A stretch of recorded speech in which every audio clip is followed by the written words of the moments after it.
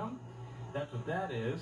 They double bag them, and typically the water She gonna is tip? like kind of this neon green She's almost color. down the other That's side. usually Is she? Kirros, which is a antibiotic. So we're pouring it through a net Oh, here. oh, We don't oh. acclimate anything, and normally I don't explain why, but I got time since he's Poor doing thing. the work. So we use a transshipper, so this comes direct from a farm to someone in LA.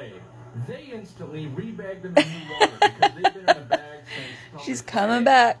Right? So they rebag them in water that's higher pH with lots of baking soda in it, basically to buffer. Oh, wobble, wobble. And so they've already been through water change, or like, drastic water temperature changes. And then in here, we plop them in, and the fastest thing is to get them out of the ammonia.